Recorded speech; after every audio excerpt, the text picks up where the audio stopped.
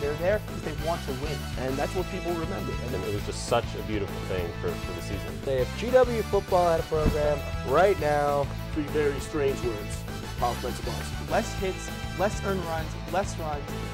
Give me an NFL contract, and I'll play 2 extra. we'll call it hazard pay. If anyone can spark them, it might be their coach, Mike Singletary. It's kind of a pillow fight. It's not going to be the end of the league because all the players are dead. The show is also unstoppable because we've still got another segment left. You, unstoppable. You, stoppable today, which is, of course, the opposite of unstoppable. Who's ready to play?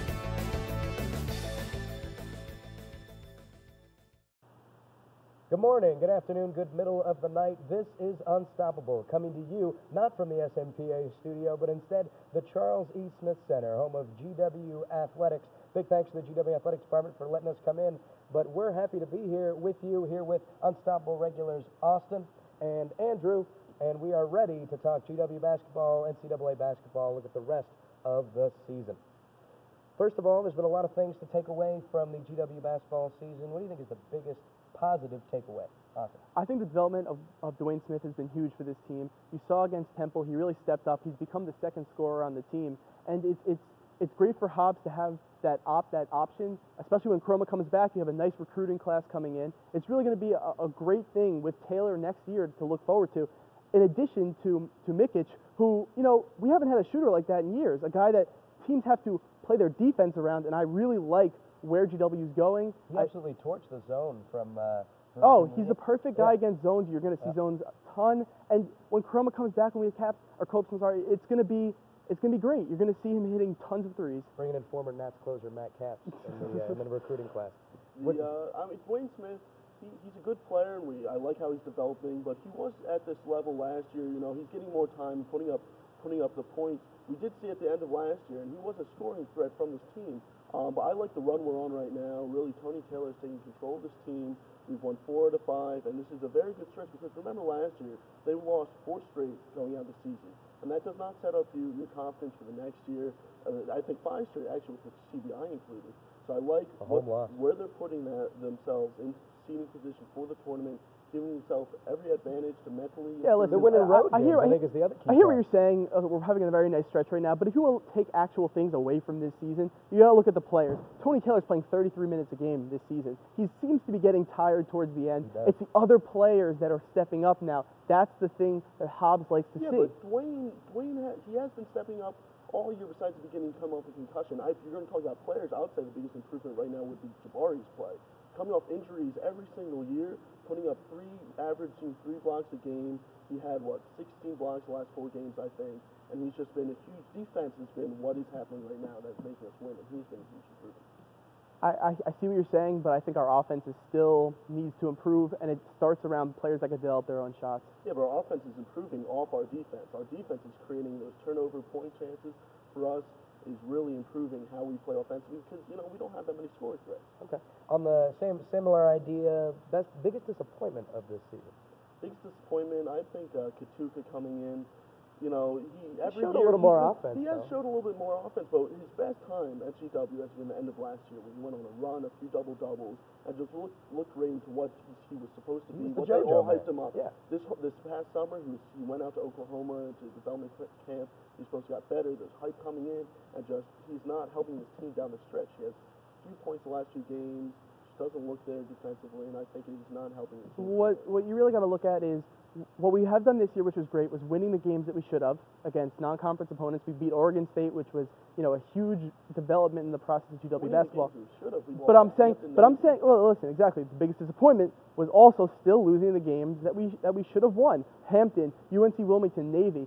Not to add, I know that Temple's a great team, but we were up at the half. The team looked great, and it just collapsed. And so you're saying the biggest disappointment is the biggest disappointment can be brought into those 20 minutes, I think, of the Temple game, and that is a microcosm of this team and our inability. 12 points in the second half. And our inability. Same thing happened at Xavier, and we should have grown from that, and that's why we should have beat Temple.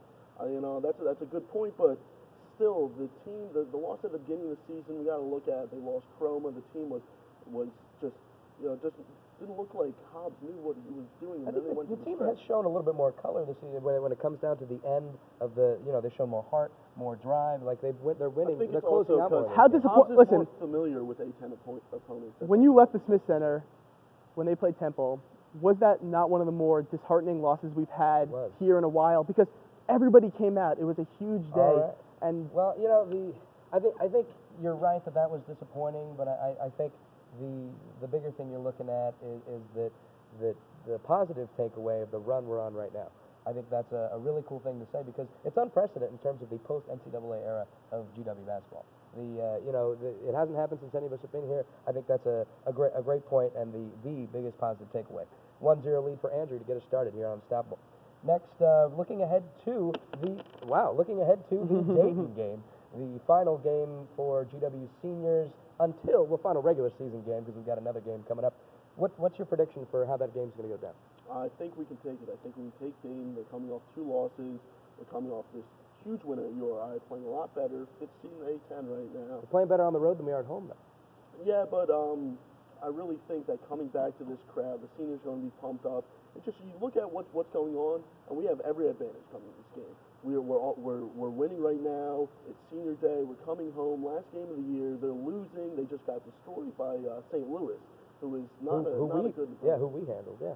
So I think this looks good. you look at a team like Dayton and you say to yourself, this is a team that's been in the tournament before, and this is a team that the selection committee might actually consider, even with not as good a record as you've seen. Their record's Listen. too poor. They're 19-11. I'm saying they're going to want to help their seeding right now in the A10 tournament. They need to win this game. They're tied with 3 other teams right now. They need to win this game. I think they're going to come in here and look at our team and say, listen, this GW team's not a joke. We have to take them seriously. But we have beaten this team many times, and this is our mentality right Dayton now. is a top flight. Thinking. Listen, Dayton is a top flight program. They're not going to roll over. This is a team that I think can come in here and has beaten us before, and there's no reason to believe that GW just because the hype. That's the most overrated thing. The players will be excited. When does a player ever just say, man, I don't want to play? The occasional road game. But senior day, it's like, oh man, all right, I don't really want to play. Okay. Everyone's going to be pumped. Everyone's going to be pumped. On the road this year. That's true. And we're coming in. No, I think coming in on the stretch. This is GW's best stretch, the best mentality the team has had in years. 4 years. Since we went to the tournament. I think they're going to be hyped. I think Hobbs is going to know. Yeah, Dayton's just gonna show up and just be like, we don't want to play today. But if we're going down that both teams are coming in equal, I think we have an advantage. Are you saying that we're just neutral and they're just gonna win because we have no home court advantage at all? I mean, okay, all right. Our home court advantage hasn't been great this season, but how far do we think GW is going to go in the A10 tournament? Then? Despite my recent GW bashing, I think that they will go 2 games in the A10 tournament. I think they'll win their home game, and this team can definitely steal another game in the tournament. When a team gets on a roll, like you have said over and over again. But they're not being Dayton. When a team gets on a roll, like you have said, I think that they can go and steal a road game. I definitely think that playing a bottom opponent in the A10, they've seen consistency throughout the season. I think they'll win at the Smith Center. What do you think? I think they're only going to win the game at the Smith Center. The game at the You have no faith in our GW Colonials, it seems. Because he has faith in the home court advantage. He's saying they're going to lose. They're going to lose as soon as they go to Atlantic City. The first round we're going to play a lesser team. All right, going in. We've beaten the teams below us. We've taken care of that. We've been playing. It depends who we're going to get. We can play. I'm sure if we get Richmond, we can play them very strong. We've been playing them very strong the last few years. Physically can't match up. But if we get some, even something like the Duquesne, just because their advantage, they destroyed us when we played them. We're going to be at a neutral court in Atlantic City. I just don't know. I'd rather have us playing here. I just don't have a good feeling about going to that neutral court. We're winning road games right now, though. We are winning. We're playing better in the A10 schedule. Neutral court. I have no reason to believe that GW doesn't have just as great a chance as any other team. Obviously, the Xaviers and Temples of the world are better. We've had problems beating the teams above us, though. And when you get later into the tournament, you're playing only those teams above. We're going to get. Well, that's why I think they'll win this game, and I definitely think that there's a possibility of winning another game in Atlantic City. Okay. The last season we played in the CBI, hosted a first-round game for the third highest NCAA tournament. Are we going to be back there this year? Are we going to be higher, or just not in the CBI? At least we're not in the CIT, which is the 4th tier tournament. But the NIT, I really don't think with their smaller field and the fact that we're not really on the bubble with them with our early losses this season. CBI, I think. Look at this guy. He has no pride in his Colonials. You know what? He sleeps in his tri-cornered hat. We won't have any of that. You think we have a profile to get an NIT? No, The not important tournament. No, but it's just nice pointing out that Last I'm a word. bigger Last Colonial word. fan. CBI. CBI. Okay. CBI. I tend to agree with you on that. We'll probably win 2 games. We have had problems with teams better than us, though. But I think it's the road run that I think says something. For some reason, we're getting up for road games, which is not something I have seen at all in my tenure at GW. We win road games. Predictions for GW-Dayton. We might lay an egg. It could happen, but I don't see it happening. I think we'll pull that one off. So that's a tough one to award, but. I'm going to go with Austin because I think you're right about the 2. Well, that could be. Thank that. you. It Thank could you be for that. telling everybody. I mean, he just come to that conclusion. All right, on to a more hypothetical question. Let's say you became Carl Hobbs. Let's say you just became the GW head coach. What kinds of things would you do differently with this team? I'd like to see some set plays. We pass in the perimeter. And And what it kind seems of- when you're watching, seems whoever gets the ball, their mentality is just to score. Them. It's just everyone stops moving. We're like an NBA and it's team, gonna we're just be, not as yeah, talented. It's going to be we throw it into or a college team. It's not. Well, we throw it into Katuka. He's going to try to score and possibly miss. Whoever has the ball is going to just score. Why don't we have? he doesn't even kick the ball out. Is what I Why struggle don't we with. have some people moving around while someone else has the ball? Some cuts. Try to get it. Off-ball screens for Mikic, I think, would be a nice thing included in there.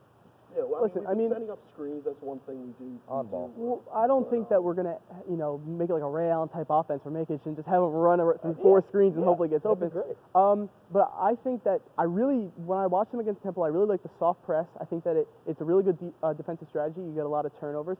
I think the team needs to get out and run more. That's something that You want to run more than Yes, the because- Carl Hobbs theory. Yeah, I feel like when half-court offense is poor. the half-court offense is very poor, and I know they do run a lot, but they're not as successful when very successful when they run. I'd like to They see. have been as of late. You're right. They've been slowing it down. Exactly, and the 4 on the outside, 1 on the inside really doesn't work because Katuka is not But those are the players we have. Those are the players we recruit. correct. But I'm saying our recruit all guards. these Why pick don't and we roll. let them? Why don't we let them have more Yeah. movement, run We have around? 12 pick and small roll- forwards. We have 12 small forwards. And that's what we have. And then 2 Well, big guys. That's exactly. what we have. But college basketball, that happens a lot, where you're not going to have a lot of guys that are true centers. But the pick and roll, there's not much of a pick. It's just kind of a pass We through set and 4 roll. screens, it's true. And that's stuff that that's the off-season kind of stuff. That's the stuff that these guys have to work on with each other. They have to get chemistry, and I think that is part of it. These guys are all growing together.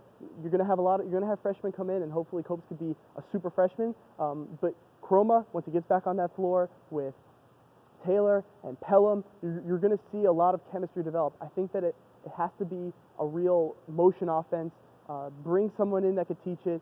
Hobbs needs to, I'm not saying scrap it, but really adjust and figure out with the pieces that you have what you're going to do. What about game management-wise, like the way that Hobbs deals with the players on the floor? We've seen some visible friction during games between Coach Hobbs and Aaron Ware, where they've had a little back and forth whenever Aaron. Tim Johnson's apparently in Hobbs' doghouse. Would you change the way that the coach-player relationship works? I mean, obviously, you never want to see players fighting with the coaches on the sidelines. That's a personal thing. That's something that Hobbs has not shown over time. There's been some friction with good star players. Mm-hmm. And that's where the assistant coaches, I think that's where he has to delegate to his assistant coaches more and have them really speak to these players and have them being mentored. You brought a guy like Daniel Marshall on with his incredible experience in basketball. That's what needs to happen. I think there can't be, the players can't see that the coach is going to get mad at them and yell at them if they make a mistake on the court. What do you think? Do you think his style works for the team? Hobbs, I mean, I don't like seeing that friction. It's nice.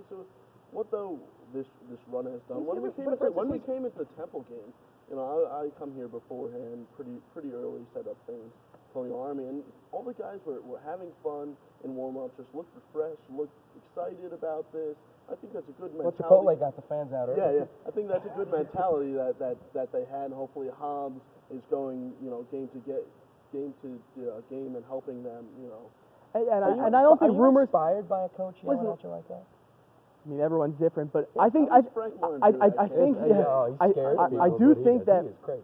the rumors and the speculation of him being fired, it doesn't make it easier on anybody. And when the entire time you're hearing, I might lose my job, you get, every time a guy makes a mistake, it's a reflection on you. So we need to make sure that there is absolute consistency in the program, and from there, I think that the player-coach relationship will get better. All right. I thought that was a good segment. I think we'd all be interesting on the sidelines for GW. But no, I think you make the correct point that maybe a lot more set plays. I disagree. The moving the ball faster. We have slowed it down a little bit, but I think that's already a point of emphasis with Hobbs. And we have looked good when we are in transition. As we see a lot of alley-oops. We must lead the country in alley-oops, but but still, I think that's something we already do. And I agree with you. And I think you make the correct point. Frank Martin makes it work. So that's something there. 2-1 lead for Andrew.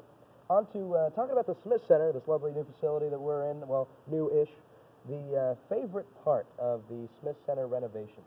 Well, obviously, the Smith Center, both inside and outside, has been renovated. It's beautiful. The outside is beautiful. But I'm going to go to below the deck and talk about the concession stand. The concession concourse. The concession concourse is great. Yeah, you got that alliteration in there. I myself have indulged in some concessions here, and the food is good.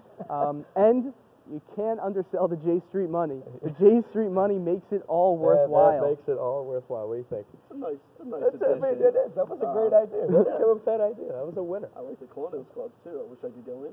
But what I like about this whole renovation is really below the scenes, downstairs, locker rooms, increase the locker rooms are nice. Recruiting power. Yeah. The recruiting power, the weight room, the sports medicine room, everything. They made these things are all nice. Listen, these things are all nice, but I don't get to go lift weights with the GW basketball team. You're saying that for the fans, it's more for important. the no, listen, obviously more the concessions. It's beautiful. The seating. If I could have done anything, I would have loved it to be like Cameron Indoor and just put us on the floor and just like had us be able to almost touch the players. And it's true. We realized really that make in the way the new student section is, there's no way we could ever rush the floor without hopping over the score stand. Yeah, I mean, I think that it would just be a great. It would have been great if we would have been very on top of it. But this is a beautiful arena. I think they did a great job with it.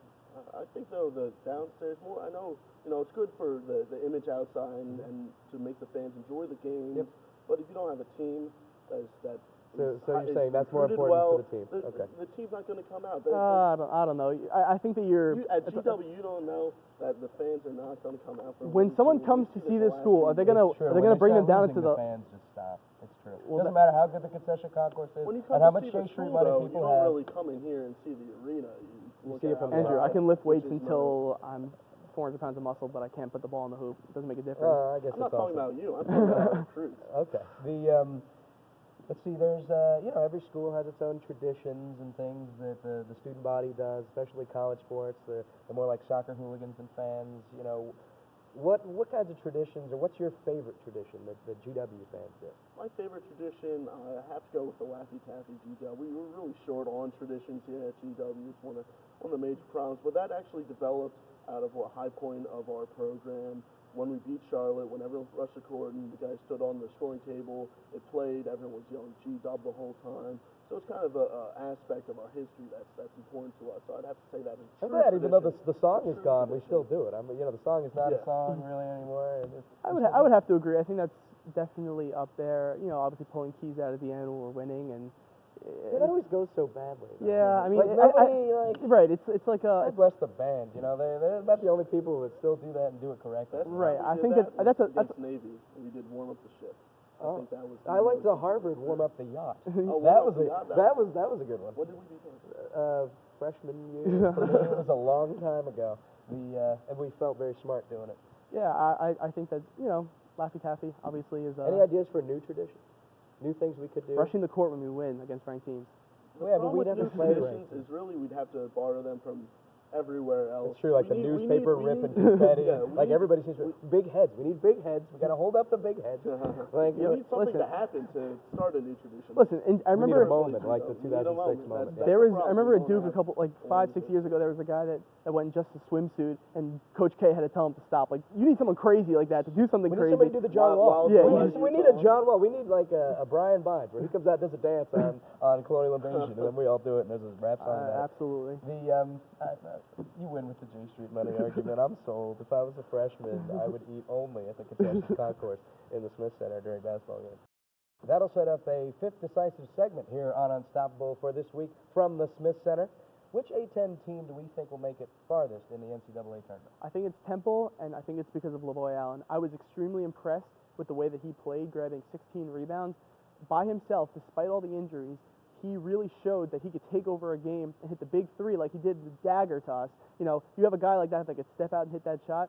I really think that, I almost started crying. you know, Xavier is good, and they are a perennially good team, but I have not seen that dominance. You know, they don't have a Jordan Crawford this year who really can go off. I think that Temple is you know, Allen is an upperclassman. He's senior. He's really, this is his last year, and I think he's going to take over and really demand that ball down the stretch.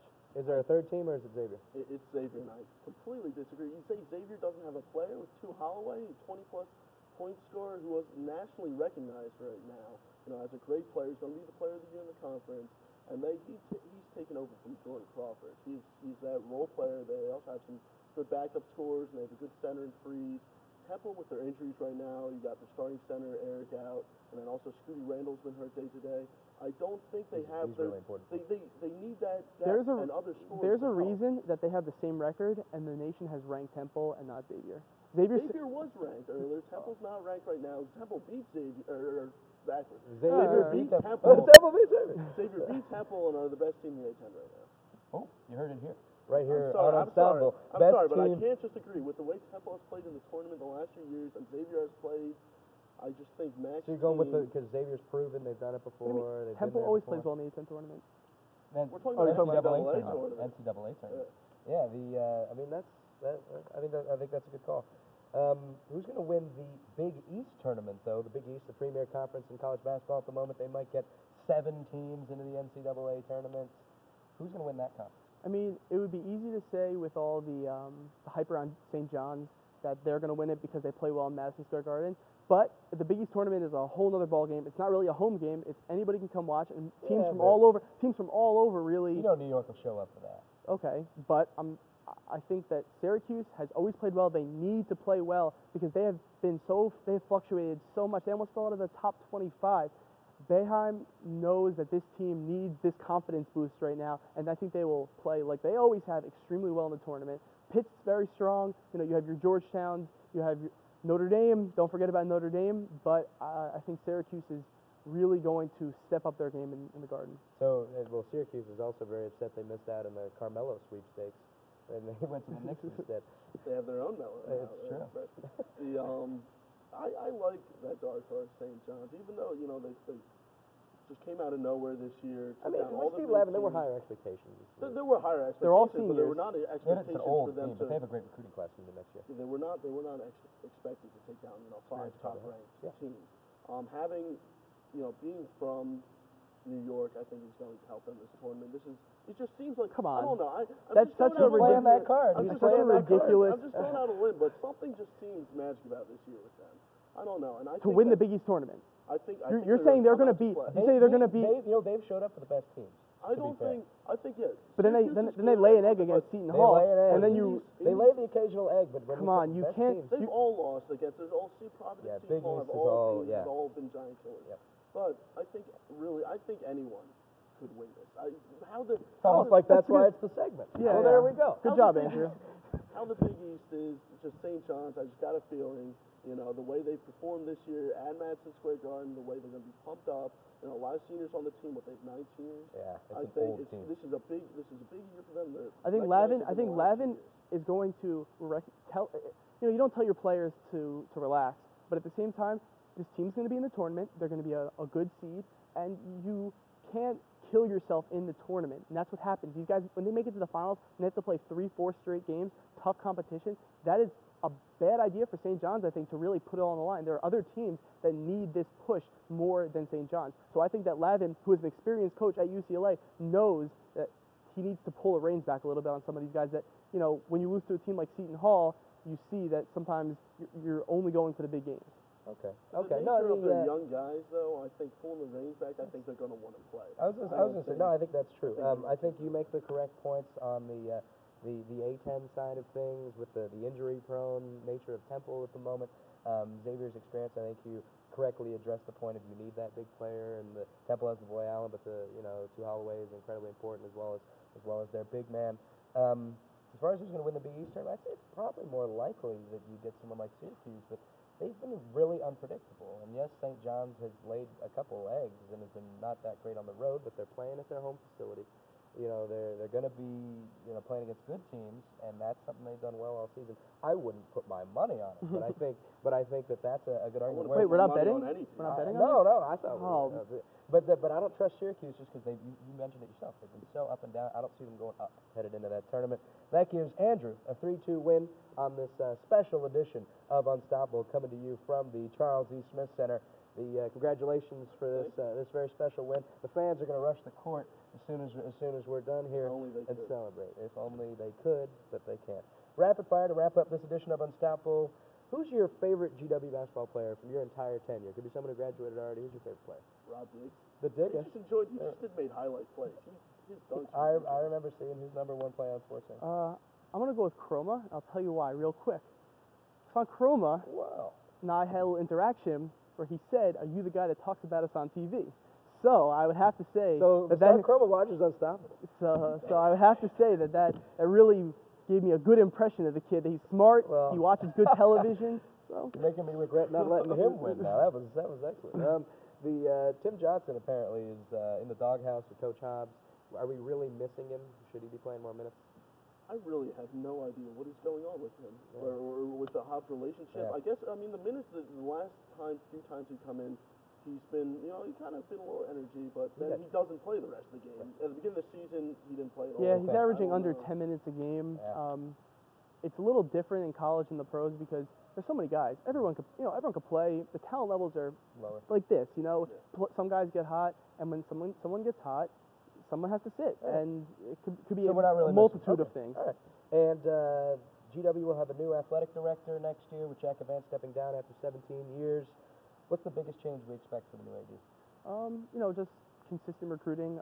I think that we've had some great recruiting classes. We've had some great guys. I'd like to see us pull talent from the local areas. That's something that We're not that great at. we're not that great at. We're And better at overseas. yeah, I mean New York, New Jersey area. Serbia, Nigeria, Canada. We're better. Overseas in Canada. I agree. I think it's a very good point. Also, I think increasing spirit-wise in the program. I think they need to be more aggressive. With GW and just how if we want to make this team better and increase the program, we definitely have to reach out to the school and increase popularity around the school. So. That'll wrap up this edition of Unstoppable, coming to you from the Charles E. Smith Center. Once again, big thanks to GW Athletics. I'm Chris for Austin and Andrew. We'll see you back here next week from SMPA. They're there because they want to win. And that's what people remember. And it was just such a beautiful thing for the season. If GW football had a program right now, 3 very strange words. Offensive line. Less hits, less earned runs, less runs. Give me an NFL contract, and I'll play 2 extra. We'll call it hazard pay. If anyone can spark them, it might be their coach, Mike Singletary. It's kind of a pillow fight. It's not going to be the end of the league because all the players are dead. The show is also unstoppable go on. because we've still got another segment.